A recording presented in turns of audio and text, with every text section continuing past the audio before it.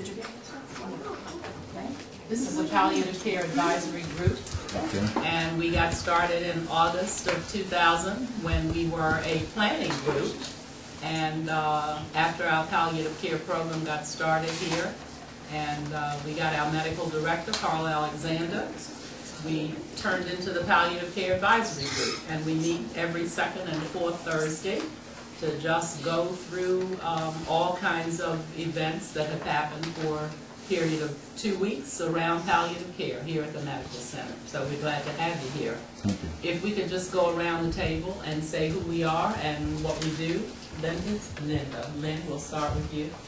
Hi, I'm Lynn Wood, Director of Respiratory Care Services. Hi, I'm Susan Carroll Roy, Director of Pastoral Care. Kathy Corbett, Chaplain for the Palliative Care Service. My name is Kristen Lafferty, and I'm the palliative care social worker. And I'm Janet Ward, I'm the palliative care nurse. Carla Alexander, I'm medical director for the palliative care service. Jean Tucker-Mann. Director of social work. Director of social work, palliative care, patient advocacy. Dr. Tim Key in family medicine. And Margaret Perrone, I'm a palliative care nurse. Okay. Please, well. Yes. Okay. I have an announcement, and this is one that is kind of a twisting announcement. Twisting on one good side and twisting to a bad side. Kathy Corbett will be leaving us. Kathy, why don't you say why and where and what? I have been called to be the rector of St. Luke's Episcopal Church in Brighton, Maryland, a congregation of 40, in a church that seats 100, and my job is going to be filling the seats. I was called on Monday evening, and I will be leaving on November 14th, will be my last day here. And I start there November 17th. So I thought I need a couple of days rest before I launch into something completely and utterly new for me. So I've been in hospitals my whole career and my whole life, and this will be very different.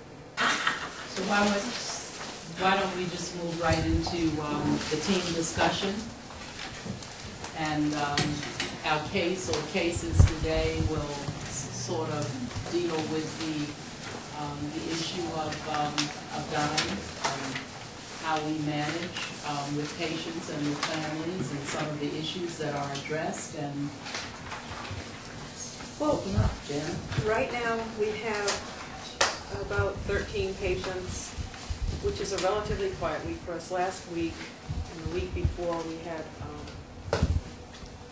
close to 24, which was, and each one was very sick. But I thought an interesting discussion would be for us to talk about 2 patients that were both discharged last week. One of whom was, and they both came in essentially the same time to the hospital. They came in approximately 60 days before discharge, plus or minus a day ahead of each other. One was a young man, how old was Brian? How old was he? 26? No, actually, he was He younger was than that. 25.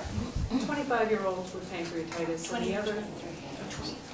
the other was an elderly man with the same diagnosis.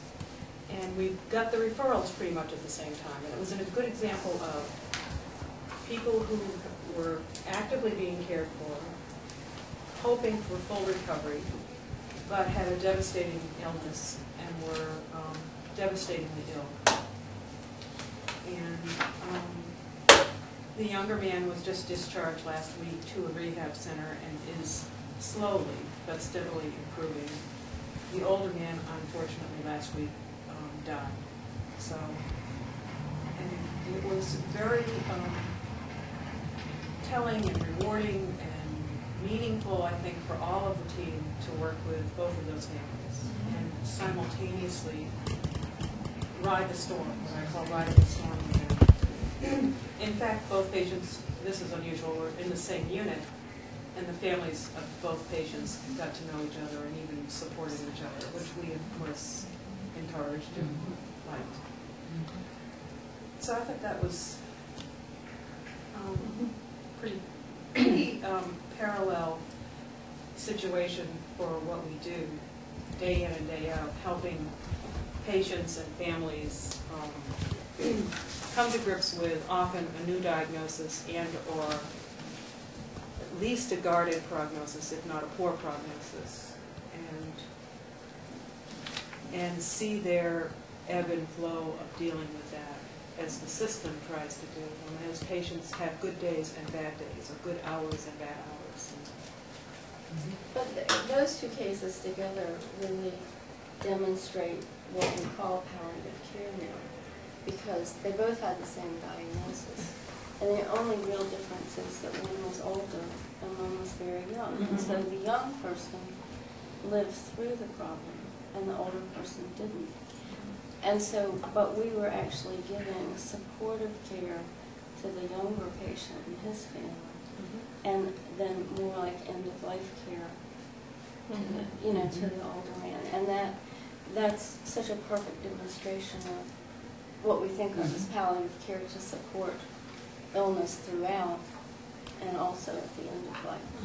And either one could have survived, and either one could have died. So you don't know. It wasn't, the age probably was the determining factor, but it could have gone well. Well, as far as my discipline is concerned, they were brought in 2 days apart with the same illness and had to have the same surgery and had a lot of very complicated drains and things like that. The younger man's mother is a very devout Christian, and this younger man had been pretty much paralyzed by a terrible psychiatric history, and his mother has always been his strongest advocate. She was able to speak out very knowledgeably about his psychiatric diagnosis and how what worked for him and what didn't work for him, and she knew when he was getting into trouble. She would say, he's getting into trouble, I have to talk to the doctors now. She was very prayerful. She believed that that God will touch her son and he will be healed. She knew what he was up against was very complicated, but that had been his life. This medical condition was just as complicated to her as his psychiatric condition.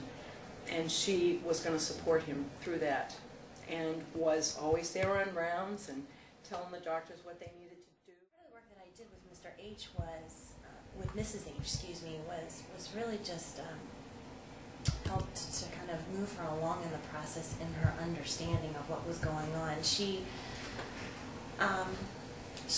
really needed knowledge and education, and she had a notebook and would write down all of her any kind of information that the doctors gave her, and that was gold to her, was information and being able to sit down with the doctors. And so we orchestrated a family meeting for her, but also she wasn't I guess to the point where she even really wanted to think about the what if when we first met her, the what could happen, the fact that her husband could die.